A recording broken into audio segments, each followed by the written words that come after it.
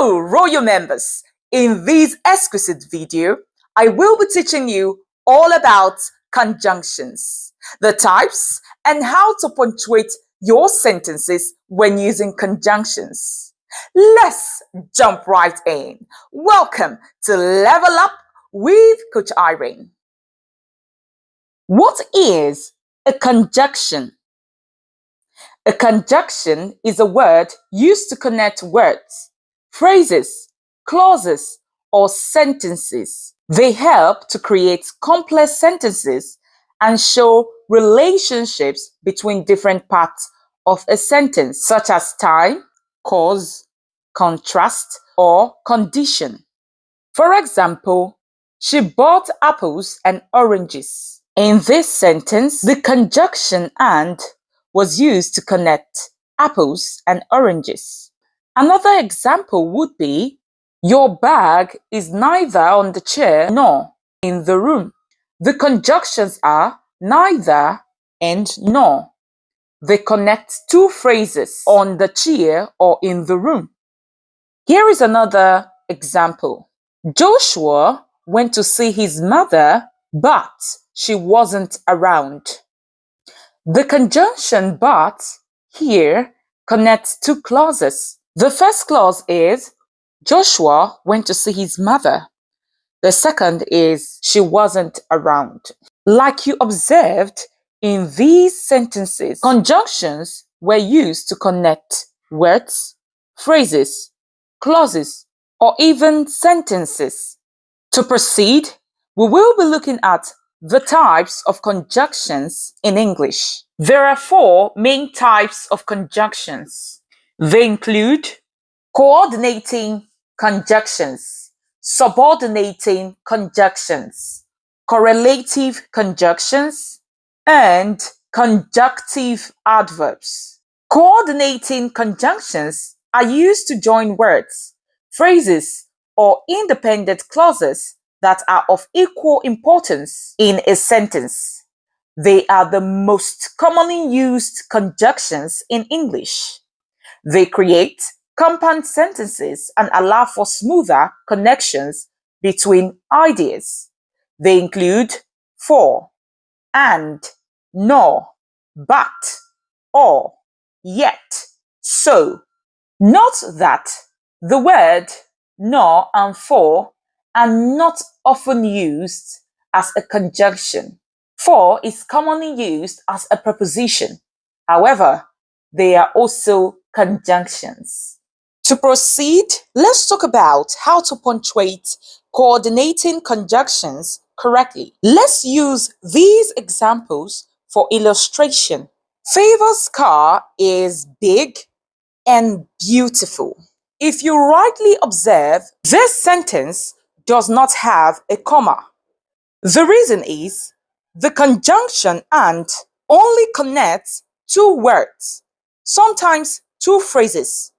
When the conjunction connects two words or two phrases, you do not need to add a comma. Number two sentence says, I might go for a walk or go to the gym. The conjunction or in this sentence is joining two phrases, go for a walk or go to the gym. In this case, you do not need to add comma as both phrases share the same subject, I, and verb might go. Let's look at number three. I bought apples, oranges, bananas, and grapes.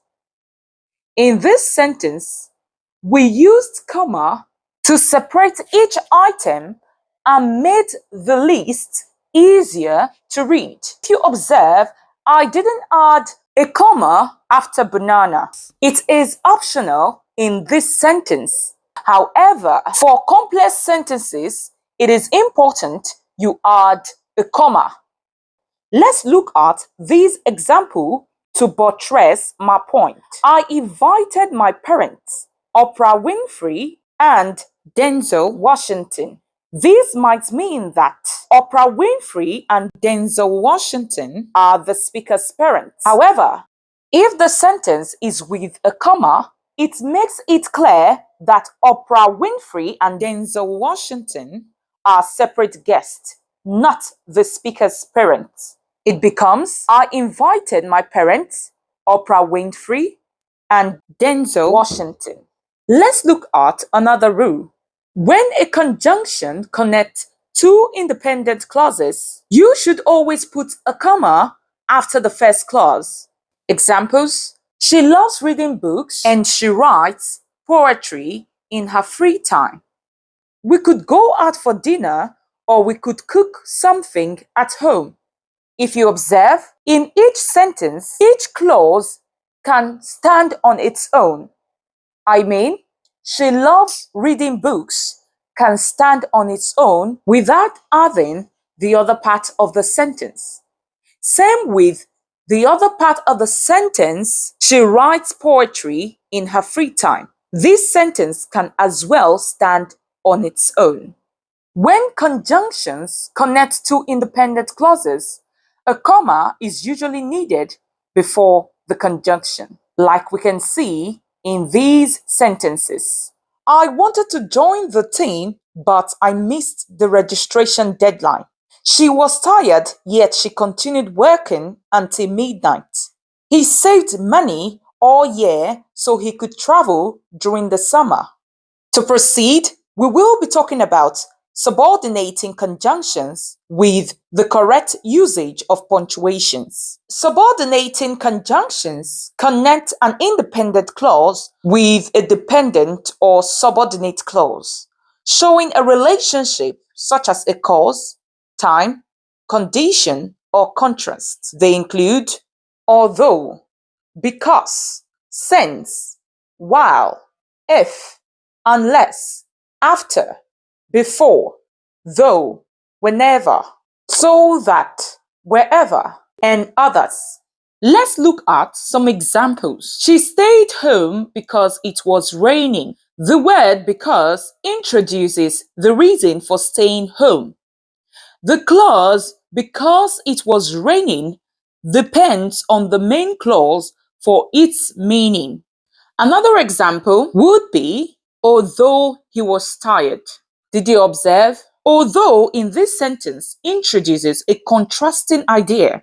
Therefore, there should be another clause to complete the sentence. This tells you that this sentence is a subordinate or dependent clause. Now, let us remove although.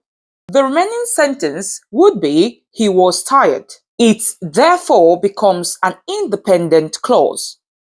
However, when you add a subordinate conjunction, like although, you need a main clause to complete the sentence. Let's look at the sentence again with the main clause.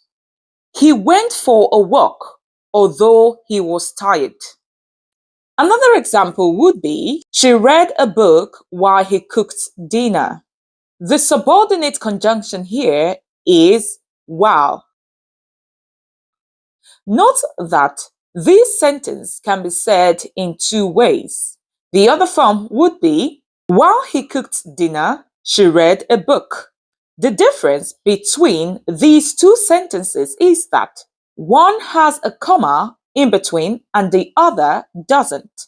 Can you tell me the reason for that? I'll be in the comments section. You can pause the video and give it a try. Here is why.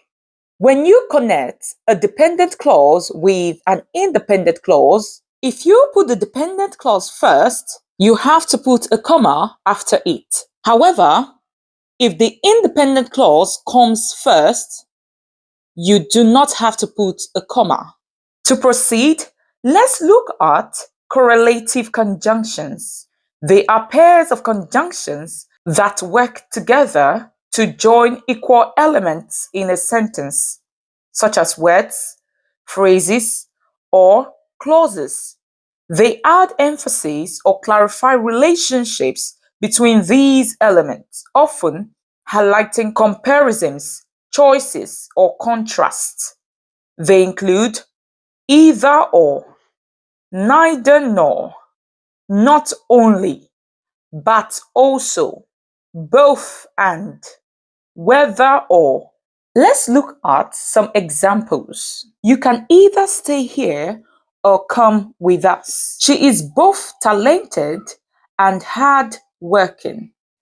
I am going whether you come or not. Did you observe that there were no punctuations in these sentences? Let's talk about the punctuation rules guiding correlative conjunctions. When correlative conjunctions join two phrases or words, a comma is typically not needed. For example, she wants to either travel to Europe or explore Asia this summer. In this sentence, either or joins two equal options, so no comma is needed. Number 2, comma for independent clauses. Use a comma if each part of the correlative conjunction introduces a complete independent clause. For example, not only did she win the competition, but she also received a scholarship. In this sentence, not only but also links two independent clauses, so a comma is placed before but to separate them. Number 3, parallel structure. Correlative conjunctions require parallel structure, meaning the elements joined should be in the same grammatical form. For example, he is both a talented musician and a skilled writer. In this example, both and join two parallel phrases, a talented musician and a skilled writer, keeping the structure balanced and clear. Lastly, let us look at conjunctive adverbs. Conjunctive adverbs are words or phrases that connect independent clause, showing a relationship such as contrast, cause and effect, sequence, or comparison between them. They function as adverbs and can link ideas in complex sentences or paragraphs. They include however, therefore, meanwhile, consequently, furthermore, as a result, for example, finally, otherwise, moreover. Let's look at some sentences. The project was completed on time. Furthermore, it came in under budget. She started preparing dinner.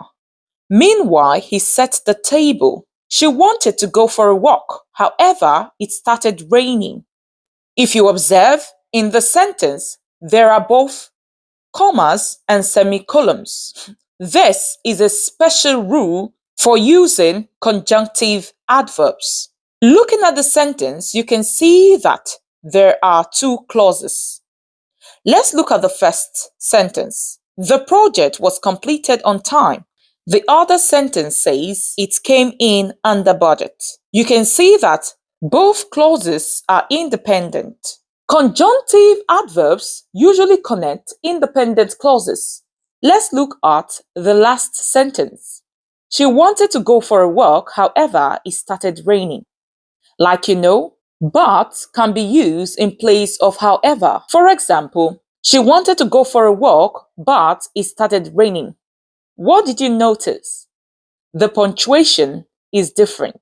When using conjunctive adverbs, the punctuation could either be with a colon and a comma or a full stop and a comma. If you use the full stop, you end the first sentence before continuing with the next sentence, beginning with the adverb. Conjunctive adverb can also be placed in the middle or at the end of a sentence. Examples: the company therefore decided to launch a new product to meet customers' demand. She missed the meeting. She had a doctor's appointment, however.